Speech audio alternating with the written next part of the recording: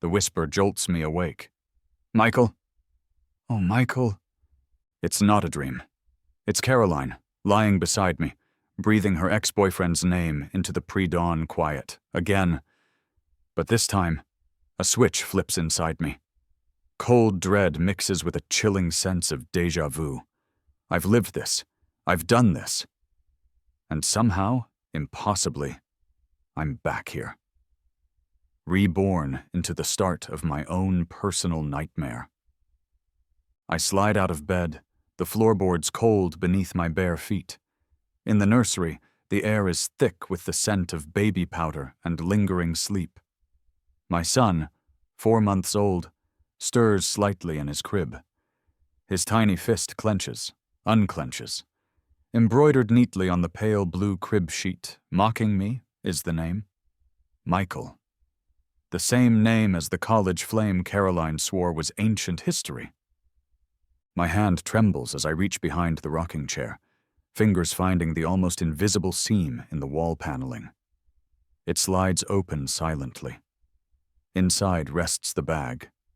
Clothes for me, clothes for the baby. Passports, birth certificates. His thankfully listing me as the father. Cash. Lots of cash. Preparedness. Born from the bitter ashes of a future I refuse to repeat.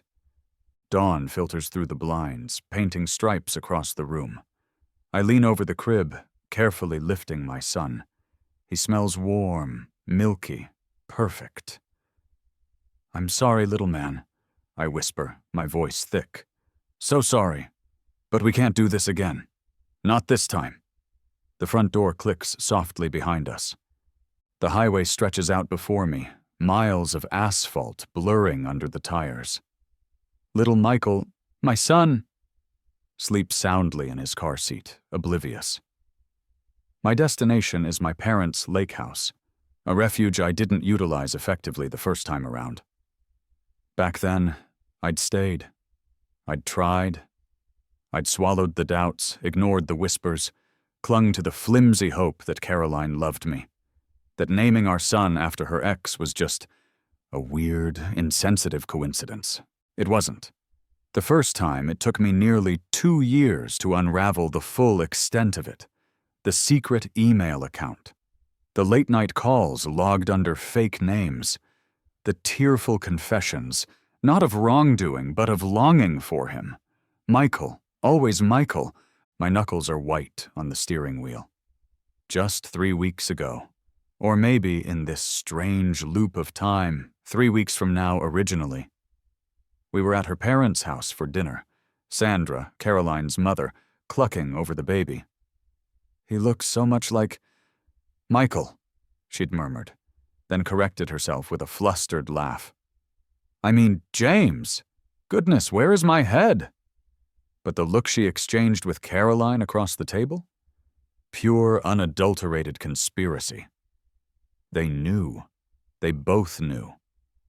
And Sandra was helping her keep the secret, enabling the fantasy. Then there was Eliza, Caroline's supposed best friend. Coffee, a week after the dinner. Trying to gauge the situation, playing the concerned husband. Caroline seems a bit distant lately, I'd ventured. Eliza stirred her latte, avoiding my eyes. Oh, you know Kaz, she'd said, trying for breezy. Probably just tired with the baby, though she did seem perkier after her lunch with Michael the other day. She froze, eyes wide. Mike! I meant Mike! From her office, totally different, Mike! The backtracking was so frantic, so transparent, it was almost comical. Almost. My phone buzzes in the console holder. A string of texts from Thomas, Caroline's brother. I ignore them. In the original timeline, it was Thomas, 3 sheets to the wind at a disastrous family barbecue, who'd slurred the ugly truth in my ear. She always loved Michael, man. Always. You were the safe bet, the provider. While she waited for Michael to get his act together, finish his Doctors Without Borders stint, whatever. He'd clapped me on the shoulder, oblivious to the devastation he'd caused. Don't worry, though. She likes you fine. Likes me fine. Enough to use me, apparently. Enough to name my son after the man she really wanted. I pull into a brightly lit gas station, the engine humming quietly. In the rearview mirror, my son's face is serene in sleep. Last time, I let things escalate. I ignored the red flags, desperate to maintain the facade of a happy family. It culminated in Caroline walking out, taking our then 2-year-old son to Michael, only to slink back weeks later when he, inevitably, chose his actual fiancée over her. The humiliation had been unbearable. The pain of seeing my son used as a pawn, crippling. A specific memory surfaces, sharp and unwelcome. Standing outside the nursery door just last week, hearing Caroline on the phone, her voice low and conspiratorial. "Don't worry, I found a way," she'd whispered. "A way to keep him close, always. He'll be part of our lives, every single day." She wasn't talking about me. She was talking about Michael. And the vessel for keeping him close? Our son. My son? No, not this time. This time the cycle breaks. I fill the tank, the smell of gasoline sharp in the cool air. This time, I'm not waiting for the inevitable heartbreak. I'm cutting out the infection before it consumes everything. The lake house is quiet, smelling faintly of pine cleaner and damp towels. It feels safe, isolated. Little Michael. I need to start thinking of a different name for him. Even in my head, seems to like it here. He gurgles happily in the portable crib I set up in the spare room overlooking the water. My phone hasn't stopped buzzing since I switched it back on an hour ago. Dozens of missed calls from Caroline. Voicemails shifting from confused, "James, where are you? Call me?" to panicked, "James, answer the phone. What's going on?" to tearful, "Please, James, just tell me you and the baby are safe." I ignore them all. Phase 1 is already in motion. Before leaving the gas station, I used my banking app. Our joint savings account, the one fattened considerably by my last bonus, gone. Transferred smoothly into a new account under my name only, one I set up weeks ago in anticipation. Last time, she froze everything the moment I left, leaving me financially crippled during the initial separation. Not repeating that mistake. 2 days later, a car pulls into the gravel driveway. Caroline. And her mother, Sandra, naturally. Caroline scrambles out, eyes red-rimmed, face pale. Sandra follows, radiating disapproval masked as concern. "James! Oh, thank God!" Caroline rushes towards the porch where I'm sitting with the baby. "We've been so worried. Why would you just leave? Why didn't you answer?" I hold up a hand, keeping her at bay. "Why did you name our son Michael, Caroline?" She flinches. Sandra steps forward. "James, dear, there's been a misunderstanding." "Has there?" I look directly at Caroline. "Tell me." It was a tribute," Caroline stammers, glancing at her mother for backup. "To my grandfather. Michael was his middle name." A blatant lie. Her grandfather's name was George Henry Thompson. No Michael anywhere. "Funny," I say, my voice flat. "I thought his name was George." Caroline's face crumples. Sandra puts an arm around her. "She's distraught, James. Sleep-deprived. She misspoke. The point is, it was a family name. Nothing more." "Right," I say, letting a flicker of doubt cross my face. "A family name." I make a show of considering it. Okay, maybe I overreacted. Inside, my phone is nestled in my shirt pocket, the voice recorder app silently capturing every word, every stammer, every lie. They think they've won. Caroline cries, pleads, promises it meant nothing, begs me to come home. I let her. I reluctantly agree. Sandra beams, patting my arm. "I knew you'd see sense, James." Back in our house? Her house, really it feels like now. I play the part of the slightly wounded but forgiving husband. Life resumes a strained normalcy, but my nights are spent meticulously gathering the evidence I know exists. The letters from Michael, tucked away in a shoebox in her closet, not the desk drawer this time, she learned from before. I photograph each one.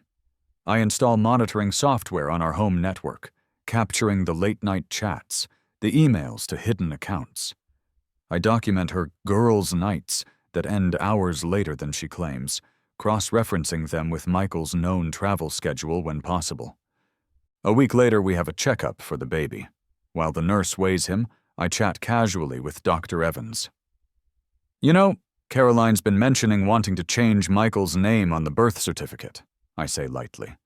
"Something about maybe switching the first and middle names. She seems quite focused on it." Dr. Evans frowns slightly. "Oh, that's unusual once it's registered. Is everything all right at home, James?" "Oh, fine, I brush it off. Just new parent stress, I guess. But she does get quite agitated about the name sometimes." Later, I request a copy of the baby's updated records for my files. Dr. Evans, bless her thoroughness, has noted, "Father reports mother is expressing unusual fixation on infant's name, considering official change. Appears agitated regarding the subject per father's report. Monitor family dynamic, checkmate, round 1. Sunday dinner at Caroline's parents'." The tension is thicker than Sandra's gravy. After the meal, while the women are clearing plates and fussing over the baby, I find Arthur, Caroline's father, alone in his study nursing a scotch. He's always been a decent man, trapped by his wife's manipulations and his daughter's drama. "Arthur," I say quietly, closing the door, "there's something you need to see." I hand him my phone, displaying screenshots of emails between Caroline and Michael. Explicitly emotional emails. Talk of regret, of longing, of what-ifs. Nothing physical, perhaps, but a deep, ongoing emotional affair. I watch his face fall, the disappointment settling deep in his eyes. He looks older, suddenly. He hands the phone back, wordlessly. He knows. The next day, Caroline finds the opened envelope from my lawyer on the kitchen counter. Preliminary divorce filings. Custody request. She panics. I come home to find her frantically scrubbing the house, deleting browse histories, shredding papers. Too late. I already have copies of everything important stored securely off-site. The final move of this round happens on Tuesday. I arrange for the divorce papers to be formally served. Not at home, at her office, a chic marketing firm downtown where appearances are everything. I'm not there, but I hear about it later from multiple sources. The process server walking into the open plan office. Caroline's confusion turning to shock, then horror. Her colleagues staring. Her boss, not her uncle this time, thankfully, small mercies, trying to usher her into a private room. But she breaks down. Right there. Sobbing, shouting, incoherent accusations. And then, the pièce de résistance, overheard by at least 3 people who text me later. "He can't do this, I love Michael. I've always loved Michael." Game, set, match. Round 1 goes to me.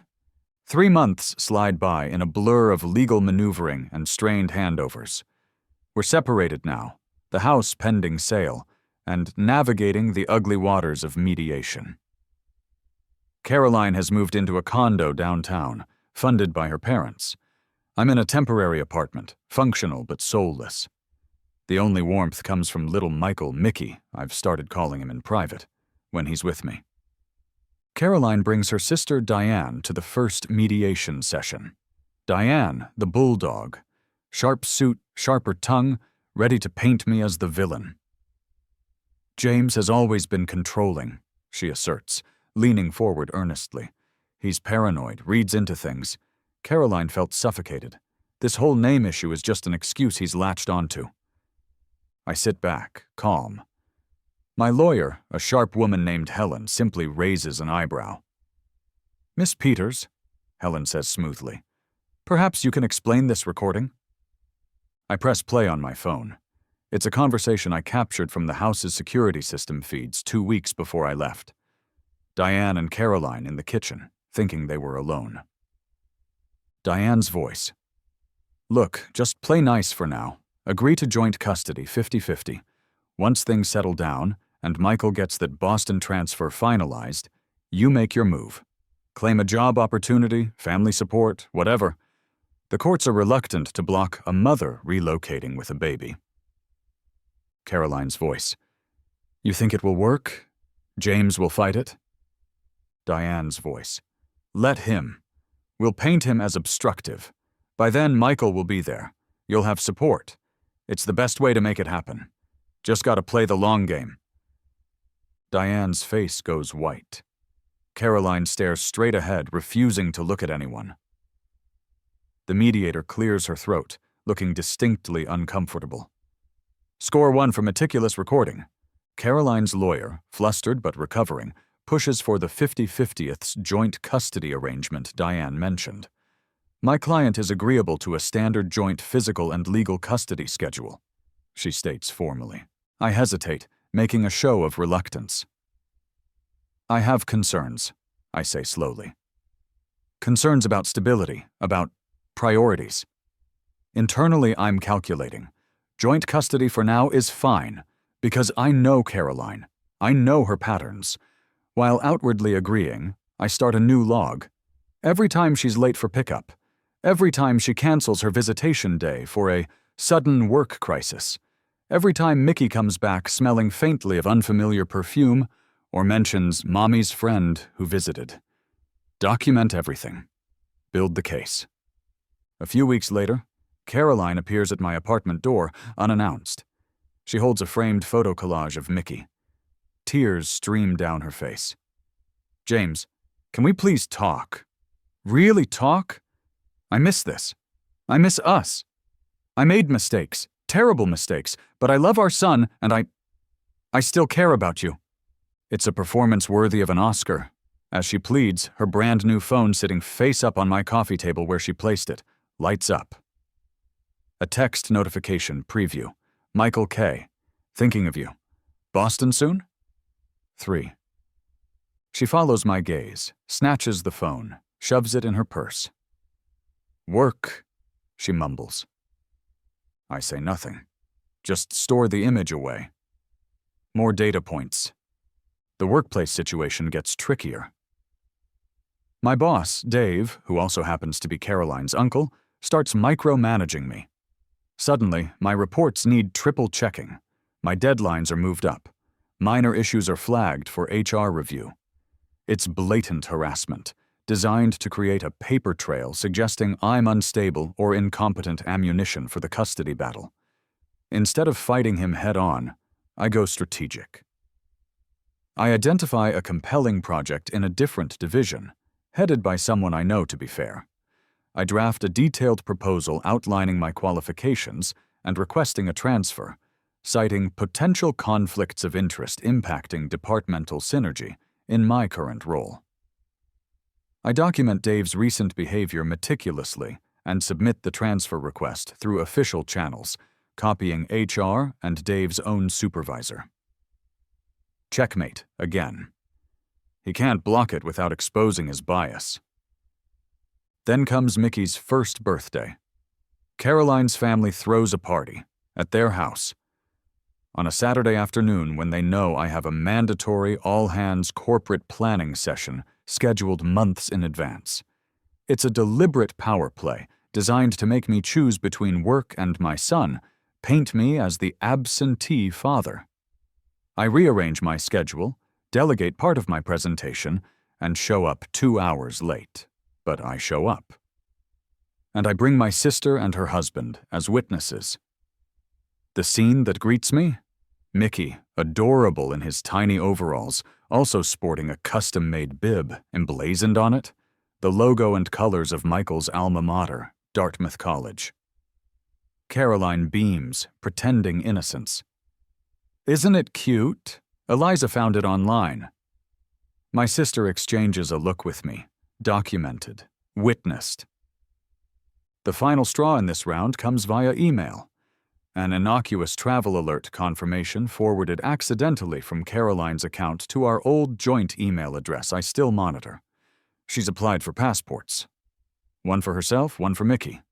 Boston is clearly beckoning sooner rather than later. Panic flares, hot and familiar. But I don't confront her.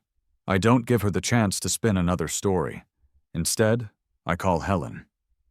We file an emergency motion with the court the next morning, requesting an order preventing the child from being removed from the state and demanding the surrender of any existing passport applications. In the emergency hearing, Caroline dissolves into tears on the stand. "He's trying to take my baby away," she wails, dabbing her eyes. "He's obsessed, Your Honor, jealous and vindictive. I would never take Mickey, away from his father." But Helen calmly presents the evidence. The recorded conversation about the Boston plan, the pattern of missed visitations, the doctor's note about the name fixation, the calculated birthday party stunt, the passport applications, my documented request for transfer due to family interference at work. It paints a clear picture. A mother prioritizing her romantic obsession over her child's stability and actively planning to circumvent potential custody orders. The judge, a stern-faced woman who clearly doesn't suffer fools gladly, listens patiently. Then she delivers her ruling. Based on the documented evidence of potential flight risk and ongoing concerns regarding parental judgment, she states, her voice leaving no room for argument, I am awarding temporary sole legal and physical custody to the father, Mr. Harrison, effective immediately. Miss Harrison's visitation will be supervised pending further review and completion of a full custody evaluation. Surrender the passport applications to the bailiff. Caroline lets out a strangled sob. Game, set, match. Round 2. The victory tastes like ash in my mouth, but Mickey is safe. For now. Another year crawls by. Life finds a new rhythm. Mickey is a toddler now, bright-eyed, chatty, and full of boundless energy.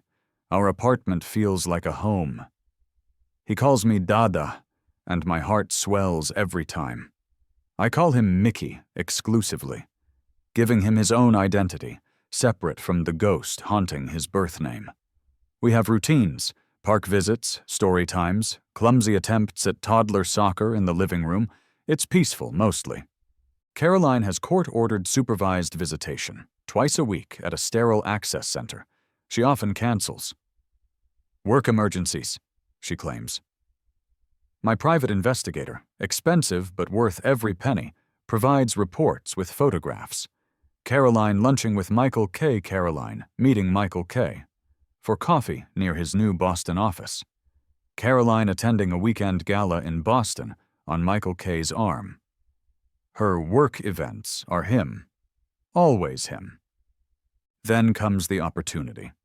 A fantastic job offer lands in my inbox.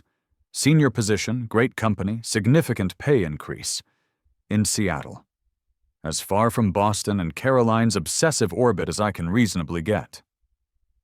The relocation clause in our temporary custody order is strict, but not insurmountable with the right evidence. I quietly begin compiling the necessary documentation. The job offer, cost of living comparisons showing improved financial stability, details on excellent schools and childcare in Seattle, testimonials from Mickey's current daycare about his adaptability. And crucially, continued documentation of Caroline's inconsistent visits and the PI reports proving her priorities lie elsewhere.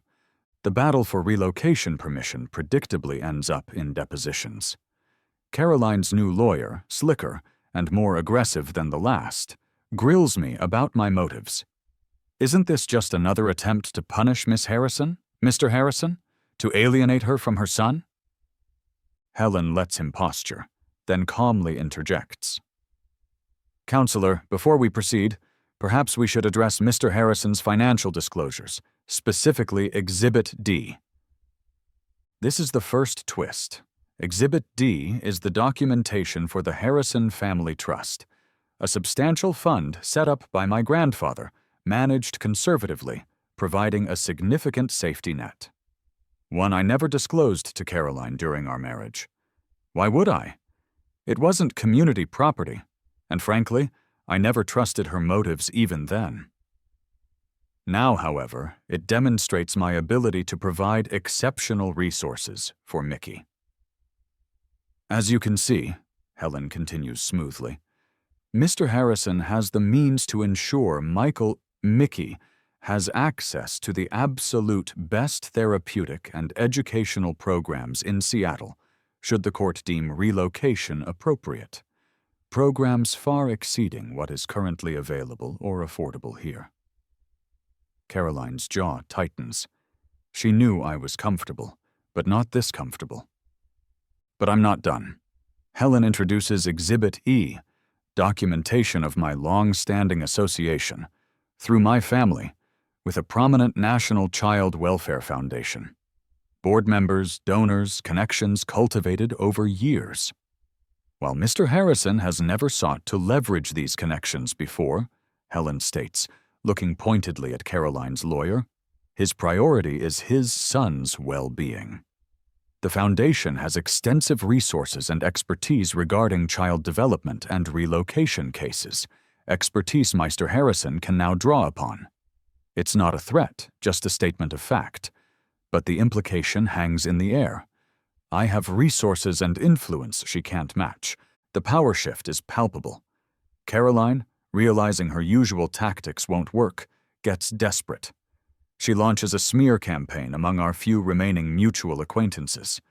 Texts fly. Whispers start. James is brainwashing the boy. He refuses to call him by his given name. It's emotional abuse. He's trying to erase Caroline. It culminates in a disastrous co-parenting counseling session mandated by the court. Mickey seems distressed, the therapist says gently. He told me yesterday that Dada doesn't like my name and that Mommy says Michael is a good name. Caroline nods sadly. James refuses to use his proper name. It confuses the poor child. This is my cue. Dr. Lee, I say calmly. I installed a small audio recorder in Mickey's favorite stuffed dinosaur after noticing him becoming withdrawn after visits with his mother. With your permission? I play the recording. Clear as day, Caroline's voice, coaching Mickey before a therapy session. Remember, sweetie, tell Dr. Lee that Dada makes you sad when he calls you Mickey. Tell her your real name is Michael, and Mommy likes that name best. Can you do that for Mommy? The therapist looks horrified. Caroline turns ash gray. Her lawyer tries to object, but the damage is done. A few days later, citing ethical conflicts and misrepresentation by his client, her lawyer formally withdraws from the case. The final reveal comes almost accidentally. While gathering financial documents related to Caroline potentially contributing to Mickey's future expenses, my PI uncovers Michael K's marriage certificate, dated 5 years ago. He's been married the entire time, through Caroline naming our son after him, through her leaving me for him the first time, through their lunches and galas in Boston. He's married. The PI includes photos of Michael with his wife, looking domestically blissful. I instruct Helen to submit it to the court as supplementary evidence regarding Caroline's judgment and distorted perception of reality. Her entire fixation, the destruction of our family, was based on a fantasy with a man who was never available. It paints her not just as manipulative, but as deeply unstable. The foundation of her entire narrative crumbles. The confrontation I expect doesn't happen in court. It happens on my doorstep late one rainy evening. Caroline looks broken. Her usual defiance is gone, replaced by a hollowed-out despair. Mascara runs down her cheeks. His wife found out, she whispers, rainwater dripping from her hair. She found my emails, texts, everything. Michael told me never to contact him again. He called me delusional. He chose her, James. He was never going to leave her. The confession spills out of her then, raw and unfiltered. The years of emotional manipulation. The lies. The way she used Mickey's name to keep a piece of Michael close. The deliberate sabotage of my relationship with our son. She admits everything, sobbing uncontrollably on my welcome mat.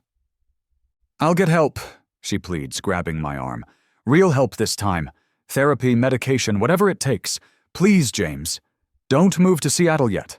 Give me a chance to prove I can be the mother Mickey deserves." A real mother. I look at her, drenched and defeated. The anger I carried for so long feels distant now, replaced by a profound weariness and a strange sort of pity. I remember the woman I thought I married, the hope I once had. But that woman is gone. Maybe she never truly existed. Protecting Mickey is all that matters. "No, Caroline," I say, my voice quiet but firm.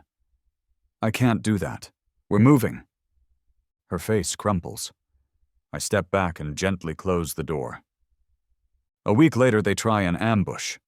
Her entire family descends on my apartment for an intervention.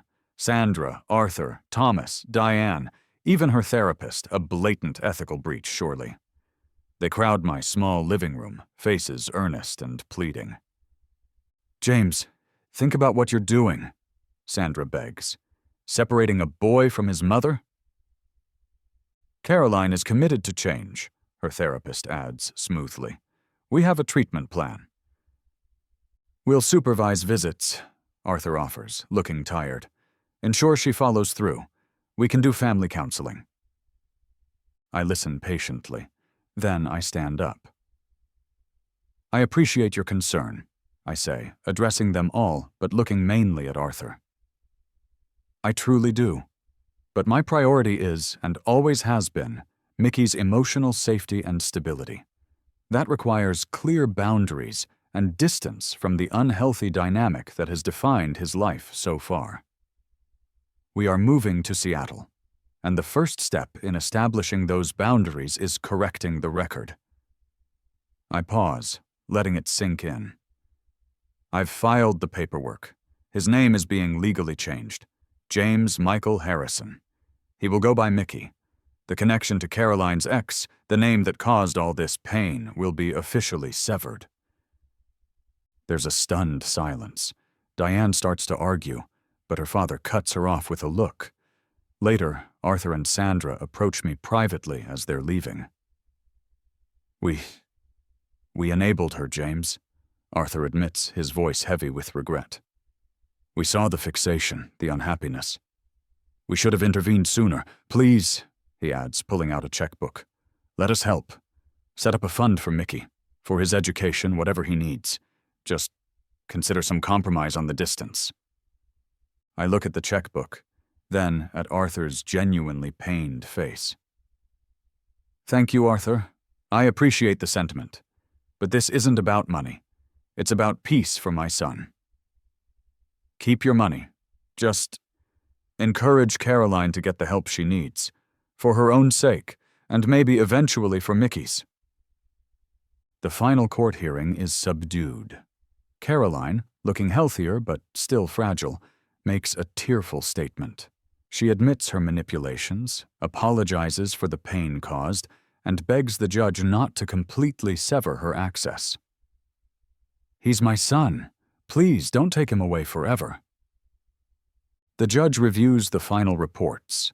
The custody evaluation recommending relocation, the therapist's report on Caroline's progress, slow but present, the evidence of Michael K.'s marriage. Her ruling is Solomon-like, relocation approved. Caroline granted a revised supervised visitation schedule in Seattle, contingent on continued, verified therapy compliance.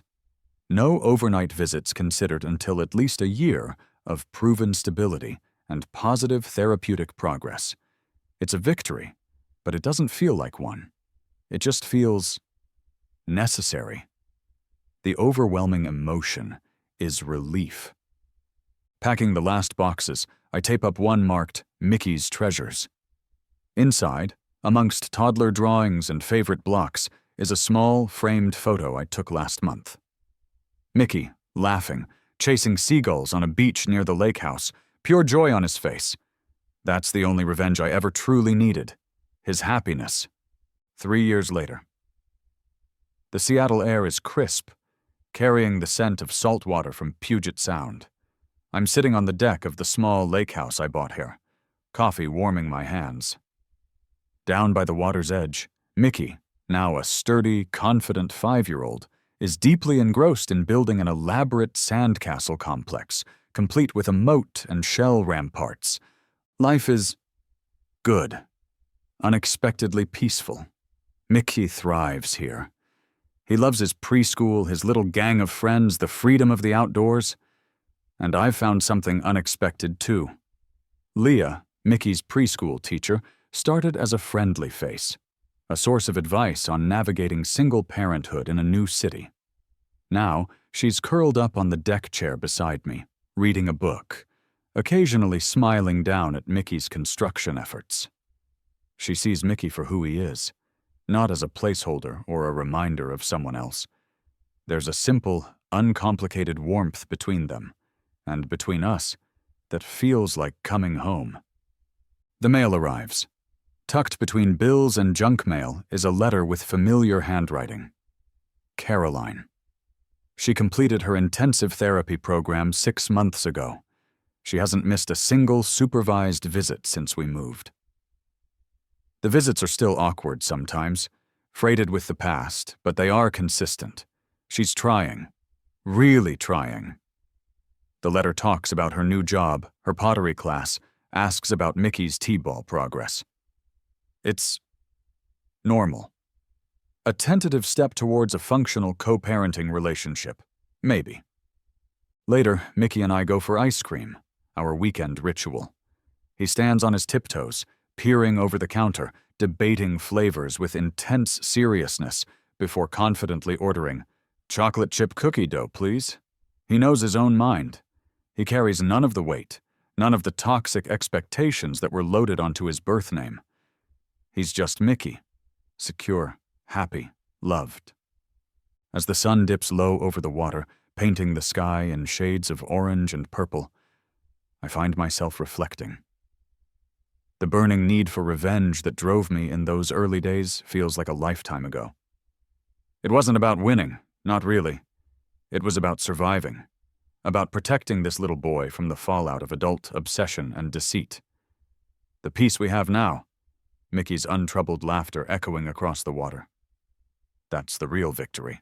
Walking back to the house, Mickey stops, stooping to pick up a handful of smooth gray shells. "For Mom," he announces proudly. "She likes shells. Remember, Dada?" A small gesture. Unprompted. A flicker of connection, of healing, that I wouldn't have thought possible a few years ago.